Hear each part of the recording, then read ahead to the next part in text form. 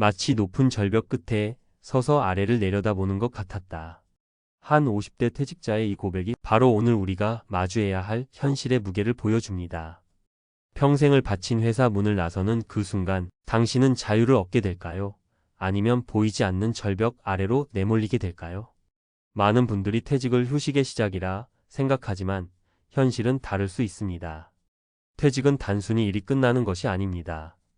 소득, 건강, 관계, 그리고 평생 나를 지탱해 온 나라는 정체성까지 삶의 모든 것이 한순간에 무너져 내리는 경험이 될 수 있습니다. 오늘 이야기는 퇴직 후 겪게 되는 진짜 지옥의 모습과 그 지옥에서 벗어날 수 있는 현실적인 방법에 대한 것입니다. 누군가의 뼈아픈 실패담이 당신에게는 가장 중요한 인생의 지도가 될 것입니다. 대기업에서 25년을 꼬박 일하고 명예퇴직한 김영민 부장. 그의 퇴직 전 마지막 날은 동료들의 박수와 아쉬움, 그리고 미래에 대한 장밋빛 기대로 가득했습니다. 고생했다, 영민아. 이제 진짜 내 인생을 살아봐야지. 그는 스스로를 다독였습니다. 넉넉한 퇴직금과 곧 나올 국민연금만 믿고 아내와 미뤄뒀던 해외여행도 다니고 작은 가게라도 열면 남은 인생은 평탄할 것이라 굳게 믿었습니다. 그때 그는 퇴직 후의 삶에 대해 일말의 자신감과 설렘을 느끼고 있었습니다. 하지만 회사 밖 현실은 그의 기대와는 전혀 다른 얼굴을 하고 있었습니다. 퇴직 후 3개월. 처음엔 좋았던 자유가 점차 불안감으로 변해갔습니다. 그는 재취업 시장의 문을 두드렸습니다. 하지만 25년 경력의 자부심은 시장에서 아무런 힘을 발휘하지 못했습니다. 한 컨설팅 센터의 분석처럼 퇴직 후 재취업 성공의 80%는 퇴직 전에 쌓아둔 인적 네트워크를 통해 이루어지는데 회사 일에만 매달렸던 그에게는 기댈 만한 인맥이 없었습니다. 결국 그는 눈높이를 대폭 낮춰 연봉 40% 삭감이라는 조건을 내걸었습니다.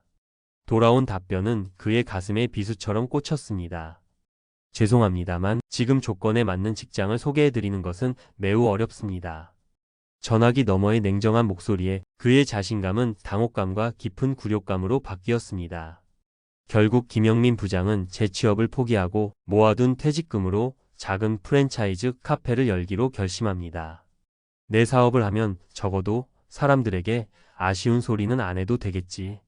하지만 이 결정은 그를 더 깊은 수렁으로 밀어 넣었습니다. 퇴직금 5억 원은 권리금, 보증금, 인테리어 비용으로 순식간에 녹아내렸고 매달 손에 쥐는 돈은 회사 다닐 때의 절반도 되지 않았습니다. 매일 12시간 넘게 일했지만 남는 것은 피로와 늘어나는 빚뿐이었습니다. 그의 감정은 이제 초조함과 회의감에 휩싸였습니다. 진짜 지옥은 예상치 못한 곳에서 문을 열었습니다. 바로 건강보험료 고지서였습니다. 직장 가입자일 때는 월급에서 당연히 떼이는 항목이라 큰 부담을 느끼지 못했습니다. 하지만 지역 가입자로 전환되자 상황은 180도 달라졌습니다. 소득은 거의 없는데 6억 원짜리 아파트 한 채를 가지고 있다는 이유만으로 매달 20만 원이 넘는 고지서가 날아왔습니다. 이는 소득 없는 은퇴자에게는 엄청난 압박이자 벗어날 수 없는 굴레였습니다. 김영민 씨는 이제 무력감과 분노를 느끼기 시작했습니다. 늘어나는 적자를 감당할 수 없었던 김영민 씨는 결국 최악의 수를 두고 맙니다. 당장에 몇십만 원이 급했던 그는 국민연금을 5년 앞당겨 조기 노령연금을 신청한 것입니다. 한 달에 6%씩 5년을 앞당겨 평생 30%가 감액된 연금을 받게 되는 치명적인 결정이었습니다. 사업은 계속 어려워지고 연금은 깎였습니다. 매일 아침 눈을 뜨면 오늘은 또 어떻게 하루를 보내지? 라는 공허한 질문이 그를 덮쳤습니다. 한 통계에 따르면 이것이 바로 퇴직자들이 퇴직을 가장 고통스럽게 실감하는 순간이라고 합니다. 내가 뭘 잘못한 걸까? 나는 이제 세상에 쓸모없는 사람인가? 끝없는 자책과 무력감에 빠진 그는 결국 우울증 진단을 받게 되었습니다. 회사 밖은 그에게 자유가 아닌 끝이 보이지 않는 지옥이었습니다. 이대로 모든 것이 끝일까요? 아닙니다. 여기 절망 속에서 다른 길을 찾아낸 한 분의 이야기가 있습니다. 최근 한 언론 보도에 소개된 66세 장기봉 씨. 그는 평생 운영하던 이삿짐 센터를 코로나로 인해 접고 극심한 우울증을 앓게 되었습니다. 연금도 나오고 자녀들이 용돈도 주어 물질적으로는 어렵지 않았지만 나이 먹으니 할 일이 없다는 상실감이 그의 마음을 병들게 했습니다. 그는 갑자기 내가 이 세상에 쓸모없는 사람처럼 느껴져 정신과 문도 두드리게 됐다. 고 말했습니다. 그를 절망에서 구해준 것은 거창한 재취업이나 사업이 아니었습니다.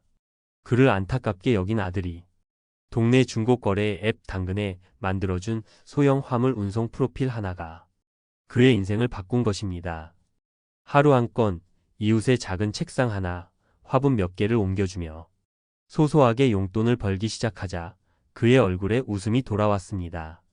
그는 아들에게 이렇게 말했다고 합니다. 당근 안 했으면 일이 없어서 우울증에 빠져버릴 뻔했다. 사람은 일단 움직여야 근심 걱정이 사라지는 거 아니겠냐. 이후 장기봉 씨는 의사로부터 약을 끊어도 좋겠다는 진단을 받았습니다. 김영민 씨와 장기봉 씨 두 사람의 운명을 가른 것은 무엇이었을까요? 바로 퇴직 후의 삶을 마주하는 세 가지 착각에 있었습니다. 첫째, 퇴직금은 내 자산이다 하라는 착각입니다. 아닙니다. 퇴직금은 당신의 남은 인생 30년, 40년을 책임져야 할 소득입니다. 이 돈을 목돈으로 받아 섣불리 창업이나 주식 투자에 뛰어드는 것은 노후 전체를 담보로 한 너무나도 위험한 도박입니다. 둘째, 나는 괜찮을 것이다 하라는 착각입니다.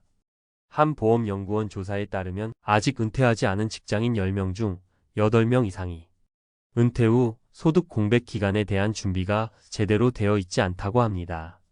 5060 남성 우울증 환자 19만 명. 이 통계는 이 문제가 더 이상 남의 이야기가 아님을 냉정하게 증명합니다.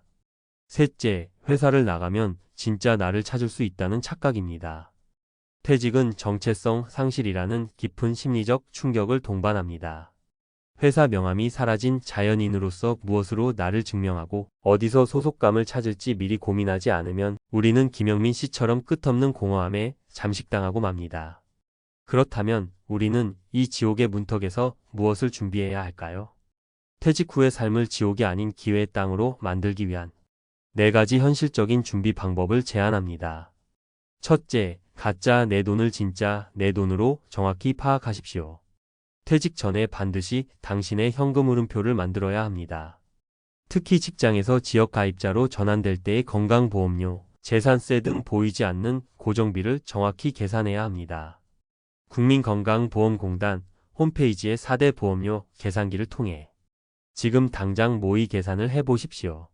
얼마가 더 나가는지 알아야 진짜 계획을 세울 수 있습니다. 둘째, 인생 2막의 개념을 완전히 바꾸십시오. 거창한 재취업, 화려한 창업의 꿈을 잠시 내려놓으십시오. 장기봉 씨의 사례처럼 월 50만 원이라도 꾸준히 벌 수 있는 소일거리가 당신의 자존감과 생활을 지켜줄 수 있습니다.